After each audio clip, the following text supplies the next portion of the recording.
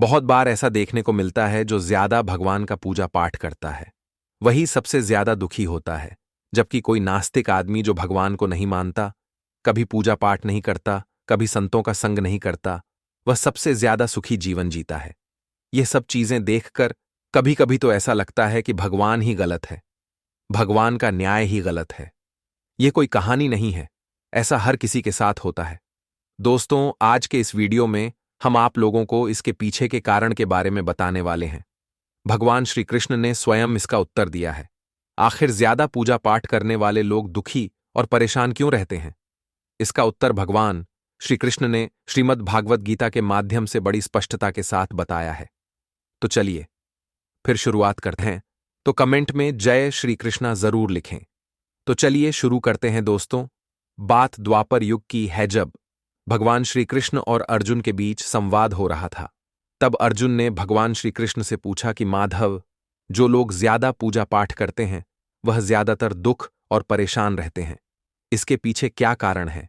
जबकि जो लोग भगवान का नाम भी नहीं लेते, भगवान का स्मरण बिल्कुल भी नहीं करते और हमेशा गलत कार्य में लिप्त रहते हैं, उन लोगों को मैं सुखी देखता हूं। इसके पीछे का रहस्य मुझे समझाने का प्रयास करें। तब भगवान श्री कृष्ण ने एक छोटी सी कहानी के माध्यम से अर्जुन को इसका उत्तर दिया। आइए जानते हैं उस छोटी सी कहानी के बारे में। एक गुरु के दो शिष्य थे, दोनों ही पढ़े लिखे विद्वान। ये दोनों में फर्क सिर्फ इतना था कि एक भगवान को मानने वाला था और दूसरा भगवान को ना मानने वाला नास्तिक था। एक ऐसा था जहां पर भगवान की कथा होती थी, जहां सत्संग होता था, जहां भजन होता, वहां दौड़ के चला जाता और भगवान की पूजा पाठ करने लगता। दूसरा शिष्य इन सब चीजों से दूर था। वह शराब पान भी करता था, वेश्याओं के साथ नमन करता था। सारी बुरी आदतें दूसरे शिष्य में थीं। एक दिन क्या हुआ, एक शिष्य शराब पीकर बोलते हुए रास्ते में पैदल चलते हुए अपने घर को जा रहा था। अचानक उसको रास्ते में पैसों से भरा एक बैग मिल जाता है। उसकी खुशी का ठिकाना नहीं रहता। वह जोर जोर से चिल्लाते हुए सबको बताता है, मुझे आज पैसों से भरी बैग की थैली मिल गई, मेरा जीवन सफल हो गया। इन पैसों से अपने जीवन की आवश्यकताओं की पूर्ति करूंगा। वही दूसरा मित्र मंदिर से भजन करते हुए अपने घर को जा रहा था। अचानक उसकी पैर में एक बड़ी कांटे छूप जाती है, रक्त निकलने लगता है। ठीक उसी समय दूसरा शिष्य भी वहीं पहुंचता है और हंसते हुए उसको बोलने लगता है, क्यों तुम ही हो ना जो सबसे ज्यादा पूजा पाठ करते हो, भगवान का भी भजन करते हो? क्या दिया तुम्हारे भगवान ने तुम्हें? मुझे देखो, मैं कभी मंदिर नहीं गया और ना ही मैंने कोई भी काम अच्छा किया। मेरे घर में भगवान का मंदिर भी नहीं है। मैंने कभी अपने घर में सत्यनारायण का कथा नहीं कराया, भगवान के सामने कभी माथा नहीं टेका।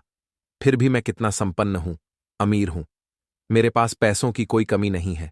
सबसे ज्यादा सुखी जीवन मैं ही जी रहा हूं। अच्छे शिष्य को उसकी बात चुभने लगी। उसने मन ही मन विचार किया, हां, यह तो सच बोल रहा है। मैं कितना पूजा करता हूं और वह कुछ नहीं करता, फिर भी कितना सुखी है। इतना सोचते हुए वह अपने गुरु के पास चला जाता है और यही प्रश्न गुरु से करता है। गुरुजी मुस्कुराते हुए बोले, भगवान जो करते हैं के लिए ही करते हैं। जिसकी जैसी योग्यता होती है उसको उसी के अनुसार फल देते हैं। अब तुम्हारे प्रश्नों का उत्तर तुम जानते हो। भगवान ने तुम्हारे पैर में ही क्यों छू भाई कांटे, और उसको पैसों से भरी हुई बैग क्यों मिली? सुनो, तुमने पिछले जन्म में बहुत पाप किया था, इसलिए तुम्हारी आज मौत होने वाली थी। तुम बच गए क्योंकि तुम मंदिर गए थे, तुमने भगवान की पूजा की थी। यही एक कारण है कि तुम्हारी मौत ना होकर सिर्फ एक ही कांट चुभा। अब तुम्हारे मित्र की बात करते हैं। पूर्व जन्म में वह एक संत महापुरुष था, इसलिए उसकी 8 किस्मत बदलने वाली थी। करोड़ों की संपत्ति का मालिक बनने वाला था, मगर इस जन्म में उसने कोई भी अच्छा काम नहीं किया। इसलिए पूर्व जन्म के फल के अनुसार उसको थोड़ पैसे ही मिले, जबकि वह अरबों की संपत्ति का मालिक बनने वाला था। भगवान को दोष देना छोड़ दो, अपने वर्तमान के समय का सदुपयोग करो, भविष्य अपने आप सुधर जाएगा। इस प्रकार उसकी आंखें खुल गईं और वह फिर से अपने पूजा पाठ में लग गया। जब हम प्रार्थना करते हैं तो ईश्वर हमारे कहने से ज्यादा सुनता है। जितना हम पूछते हैं उससे ज्यादा जवाब देता है। जितना हम कल्पना करते हैं से ज्यादा अपने समय में और अपने तरीके से देता है। समय का चक्र बहुत तेज चलता है। इसलिए ना तो बल का अहंकार करें, ना ही अपने धन का जीवन में वाणी को संयम ही रखना अनिवार्य है, क्योंकि वाणी से दिए हुए घाव कभी भरे नहीं जा सकते। जीवन में कभी मौका मिले तो किसी के लिए सारथी बनना स्वार्थी नहीं। जैसे पानी को अगर दूध में मिलाया जाए तो वह दूध की तरह हो जाता है। यदि वही पानी अगर कीचड़ में मिलाया जाए तो कीचड़ बन जाएगा। हमेशा वह काम करें जो सही है, वह ना करें जो आसान है। करीबी और गरीबी का सिखाया हुआ सबक इंसान को अंदर से बदलने पर मजबूर कर देता है। जिस तरीके से बात करते हो उस तरीके से सुनना भी पसंद करो।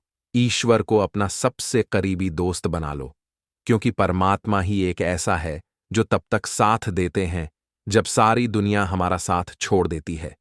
ऐसे लोगों से दोस्ती बनाए रखिए जो आपको बेहतर बनाने के लिए प्रेरित करता हो, जो आपको अपनी जवाबदारी माने और आपका ख्याल रखें, जो आपको अपना समझे और अपना घर जैसा महसूस कराए, जो आपकी सहायता करें और आपको समझे। अमीरी गरीबी से इसका कोई लेना देना नहीं।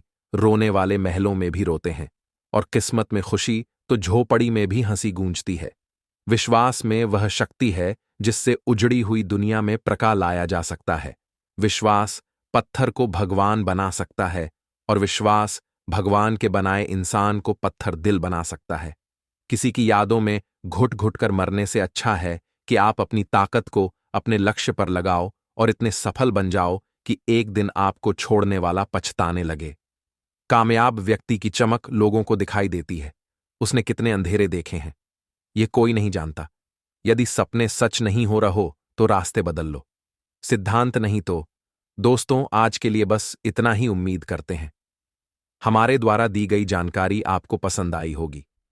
तो मित्रों, अगर ये वीडियो आपको पसंद आई हो तो लाइक और शेयर जरूर कीजिएगा। अगर आपने हमारे चैनल को सब्सक्राइब नहीं किया है तो जरूर करिएगा।